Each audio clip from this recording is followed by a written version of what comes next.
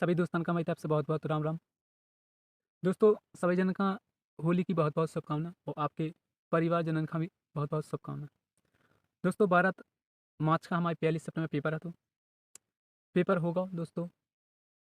तो उसमें जो सबसे ज़्यादा प्रॉब्लम बच्चन का आ रही दोस्तों, जैसे कि वह हमने पूछो है, कई ऐसे बच्चे आते हैं जिनका पहली शिफ्ट और दूसरी शिफ्ट में भी पेपर है, तो क्योंकि हमारी जो ट्रेन आती है दोस्तों रात के 11 बजे आती, तो रात के 11 बजे आती, तो जैसे का स्टेशन पर बैठे रहे। और अभी अभी दोस्तों हम सुबह से आए हैं, यह कहा हमारी आँखें भी देखो भारी भारी लगी, का है ना, तो सो नहीं पाते स्टेशन पे, और फिर 2 दिन हो गए थे।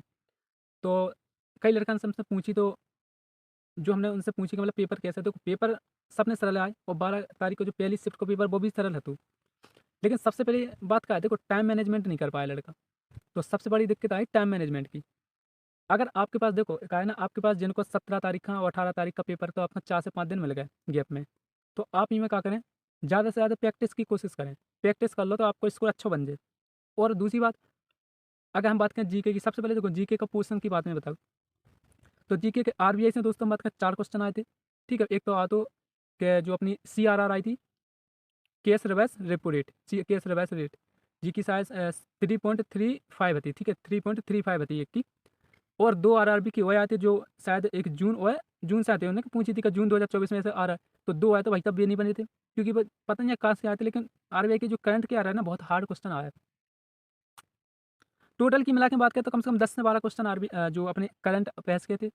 तो दोस्तों करंट अफेयर्स बहुत हाई लेवल की थी, जो अपन सोचे थे ना कि जो वन लाइनर आ जाए, कि मतलब कौन से शहर का कौन से शहर का वेटलैंड का जैसे हमने पूछी कि 2024 किस शहर को वेटलैंड घोषित किया, ऐसे क्वेश्चन नहीं आया। क्वेश्चन आ रहा है लेकिन जो बहुत डीपली आ रहा है। ठीक है, जो अब तक शायद करंट में कोई बहुत कम पढ़ाते थे, ये क्वेश्चन पता है उन पर बना, जो पर डे जो अपने अखबार वगैरह पढ़ता रहता है उन पर ये क्वेश्चन बन जाते, क्योंकि वे अखबार पढ़ते हैं तो मैं ऐसे क्वेश्चन न्यूज़ आती रहती है, उनका भी नोट्स कर जाते, उन पर ये क्वेश्चन बन जाते। बाकी करंट अफेयर्स में बहुत कम पढ़ाते हैं ऐसे क्वेश्चन, क्योंकि ये बहुत डीपली क्वेश्चन है।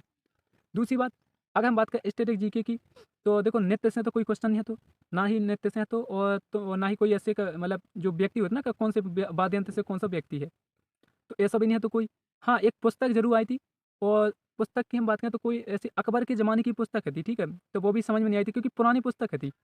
और इतिहास के साथ 2 क्वेश्चन थे। और जो भी, और हम बात करें जैसे, हाँ, सबसे बात कहाँ है संविधान का, अगर आपका 4 से 5 नंबर बनाने हैं तो संविधान में। एक तो देखो नागालैंड का पूछो, तो जो 13वां संविधान संशोधन बनो, तो एक पूछो, तो एक तो नागालैंड को, एक जो अपनी 61वें संविधान संशोधन 1989 में जो 21 वर्ष से 18 वर्ष आयु कर दी थी, एक जो क्वेश्चन पूछो, तो और 4 क्वेश्चन ऐसे पूछे थे, याद नहीं है कछु।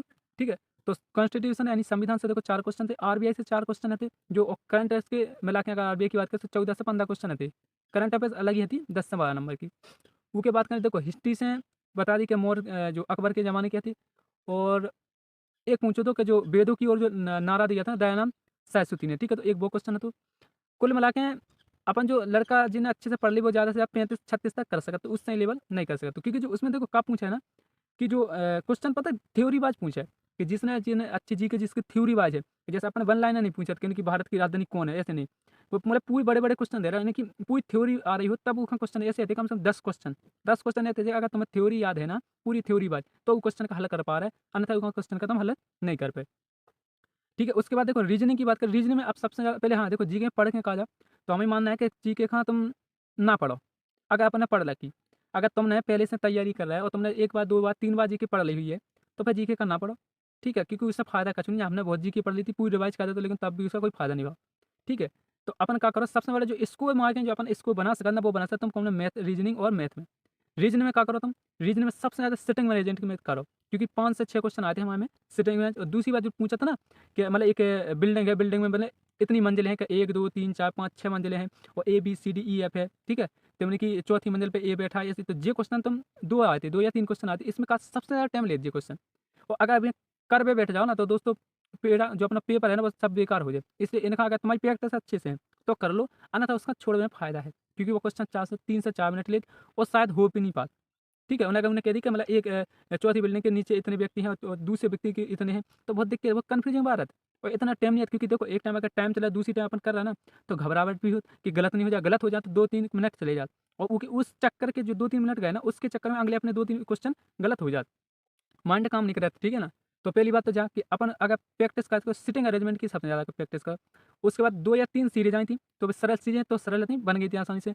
उसका देखो कोडिंग डिकोडिंग, अगर आप सोचें ना कि रैंकिंग वगैरह जो अपने आते हैं ना कि दाएँ से इतने से, बाएँ से, जे मत पढ़ो, घड़ी मत पढ़ो, कैलेंडर वगैरह कुछ नहीं आए थे, ठीक? अपन सबसे जब फ़ोकस करो सिटिंग अरेंजमेंट की कर लो। शायद से आप देखो आपके पास टाइम है तो हम जाके 50 क्वेश्चन लगा डालो, 50 क्वेश्चन लगा दो और दम से 20 क्वेश्चन फिर बिल्डिंग वाली लगा लो।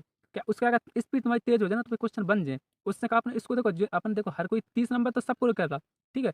मतलब 30 28 29 तो हर कोई कर, लेकिन अगर तुम्हें 32-33 तक जाना है रीजनिंग में तो उस सिटिंग अरेंजमेंट को बहुत पकड़ के आना है। तो ये जो सिटिंग अरेंजमेंट लगा लो मैथ रीजनिंग। उसके बाद करें मैथ की। मैथ में अगर बात करें देखो तो एकदम भारी भरकम क्वेश्चन ना लगाओ, ठीक है? पहली बात हम बात करें जैसे अपन एक का देखो टेस्ट वाली का देख टेस्ट वाली का बाँधा था अपन का के मोटी जंजीर से, ठीक है? टेस्ट में अपन जब टेस्ट लगाते हैं उसमें क्वेश्चन कितने बहुत भारी भरकम आओ, कम से 6-6 5-5 लाइन की, 2-2 3-3 लाइन की याद। लेकिन ऐसा नहीं हो रहा तो इसमें जो ऐसा पेपर आ रहा है ना मैथ को, वो भाई साहब 1 लाइन और 2 लाइन का पेपर दे रहा है। जो 1 या 2 लाइन के पेपर क्वेश्चन दे रहा है, लेकिन 1-2 लाइन क्वेश्चन में पता क्या है, वहीं के तुम फँसे रह जाओ, उससे निकल नहीं पा रहे। क्यों? क्योंकि ऐसा कर रखा है कि 54% और 27% के 2 बस का चक्रवृद्धि मिश्र बन ब्याज निकालो। अब अगर तुम 54 और 27 को निकाल रहे हैं, अगर तुम ये बस सक्सेसिव भी लगा रहे हैं, तो पता कितना बन रहा है? और अपन ने सीखे कहाँ है? 5 और 10 को 15, 20 के तो अपन जल्दी ले जैसे 5, 10 को कितने होगा 15 और 5 दम के 150 ऐसे जल्दी लगा ली, ठीक है? तो इतना अगर 54 और 27 को तुम गुणा कर रहे हैं, फिर को गुणा कर फिर 100 को भाग देगा मिश्रधन, भाई बहुत कैलकुलेटिव हो जाए, ठीक है? बहुत ज़्यादा कैलकुलेटिव। ऐसे क्वेश्चन जैसे एक क्वेश्चन आता हो चक्रवृद्धि ब्याज को कि 3000 की शायद 2754 ऐसी खसू राशि थी और वे पूछा थे कि 12% और कुछ ऐसी थी 12-17% को मिश्र धन निकालो, ठीक है? मिश्र धन अब ऊपर देखो तुम अगर सक्सेसिव लगा रहे हो, अब सक्सेसिव बात दूसरी बात सबसे इंपॉर्टेंट देखो हमारे ने जो गलती करी वो गलती भी ना करी हो। हमने डिजिटल सम को प्रयोग करो, जितने भी डिजिटल सम लगाए ना भाई साहब 10 से 12 मिनट खराब भए हमारे, ठीक है? कितनी बार 10 से 12 क्योंकि हमने पहले डिजिटल सम निकालो। अब ये क्वेश्चन नहीं आ रहा तुम्हें देखो डिजिटल सम ऐसा नहीं है कि तुम आँखन से देखने लग जाने। 1 मिनट तो 1 मिनट भोगाओ और फिर दूसरा उखा लगाओ, ठीक है? तो उसमें भी हाँ, भैया बनना नहीं बनना तो ऐसे में डिजिटल सम बिल्कुल ना लगाएँ, ठीक है? अगर आपकी प्रैक्टिस बहुत तेज़ है तो डिजिटल सम नहीं एक टाइप से लगा जाओ। अब पता कछु तो ऐसे यार 4 संख्या इस साइड है, 4 संख्या इस टाइप है, ठीक है? और गुणा में है, पॉइंटन में है तो उन्हें पूरा हल ही करना है। अगर तुम सोचे ना कि हम डिजिटल सम लगा लें या इकाई को अंक लगा दें, बिल्कुल नहीं क्योंकि ऑप्शन ही भी दिया हमने कि 8817, 8819, 8825, 8816 ऐसे आ रहा है कि तुम अगर अपन सोचे ना कि मतलब जैसे कि निकटतम जाके कि हम इतना लगा बिल्कुल नहीं हुआ। हल का पूरा हल करने हैं। क्वेश्चन बिल्कुल सरल है लेकिन हम क्या करें तुम फँस जाओ होते। लगे सरल लेकिन कर नहीं पाओ। लगे सरल लेकिन कर ना पाओ, ठीक है? क्योंकि बड़े क्वेश्चन ऐसे होते हैं या इको इतना इको जो तो उसमें से देखो कम से कम 10 क्वेश्चन ऐसे हैं जो आपका फँसाएँ, बहुत बुरी तरह से।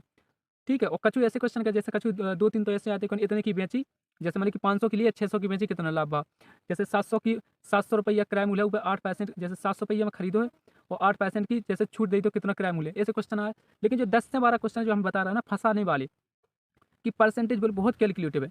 और 3 क्वेश्चन तो दोस्तों ऐसे आते हैं जैसे कि एक कोष्ठक है तो 3/4 कोष्ठक बंद उस पर घातें चढ़ी -3 ठीक है? 3 क्वेश्चन आते हैं ऐसे प्लस 3/3 3/2 मतलब इसमें संख्या तो एक नहीं है लेकिन पोर्शन को जो होता है जैसे 3/4 कोष्ठक बंद घातें -3 प्लस ऐसे 3-3 संख्या देंगे 3 क्वेश्चन आते हैं दोस्तों, ठीक है? तो इस प्रकार के भी क्वेश्चन कर लें। दूसरी बात और कि जो अपन जो सोचे ना कि बड़े-बड़े क्वेश्चन लगाएँ, हार्ड क्वेश्चन बिल्कुल नहीं लगाएँ प्रैक्टिस में, बिल्कुल भी नहीं लगाएँ मान लें। सिर्फ क्या करो तुम छोटे क्वेश्चन लगाओ लेकिन कैलकुलेटिव लगाओ तो उससे क्या आपको बहुत ज़्यादा फायदा मिल जाए। और दूसरी बात जो हमने आपसे बात की कि सबसे ज़्यादा प्रैक्टिस कर लो। आप अब जो बुकें आप पढ़ा है ना कि अब बार-बार रिवाइज़ कर रहे हैं मैथ का वो नहीं करो। अब ये 4 दिन में अगर तुम देखो तुम्हें करने का है, पढ़ना ही तो 4 दिन हम जाके रखे कम से 7 से 8 या 10 तक तुम टेस्ट लगा लो, 10 टेस्ट, ठीक है? तो उसमें बहुत फ़ायदा और हाँ, अगर ये सब भी कर सकत के तो 10 टेस्ट लगावे से ऐसा बहुत ज़्यादा फ़ायदा मिले या फिर आपने जो हमने जो बात कही कि जैसे कि अंतर पर देखो क्या करो कि एसएससी जो जीडी के एग्ज़ाम सब है ना या फिर जो अब देखो उनकी मैथ का थोड़ी सरल थी लेकिन लगा लो क्योंकि कई क्वेश्चन उनमें से फँस जाए। अगर उसमें कैलकुलेटिव क्वेश्चन मिले तो भाई साहब ये क्वेश्चन मिले, ठीक है? वही क्वेश्चन लगा लो, बहुत ज़्यादा फ़ायदा मिले आपका। बाकी दोस्तों वीडियो इसलिए बना रहा है क्योंकि देखो आप कहते हैं बना रहे हैं हम, जब हमारी टपरिया आई खेत पे आए थे, ठीक है? तो टपरिया के नीचे हम बना रहे हैं क्योंकि अभी आए हैं तो फिर यहाँ पे आ गए हमने कि चलो वहीं खेत पे जाएँ और नहा धोएँ, ठीक है? तो यहीं उनकी वीडियो भी बना दें आप लोगों का तो वीडियो बना दो और जो कि आपका सबसे इसमें जो पूरे वीडियो का सार का है कि सबसे ज़्यादा जो फ़ोकस करना है वो अपना देखो सिटिंग अरेंजमेंट, मैथ में छोटे-छोटे क्वेश्चन, कैलकुलेटिव क्वेश्चन याद रखना, ठीक है? छोटे और कैलकुलेटिव क्वेश्चन होंगे, ठीक है ना?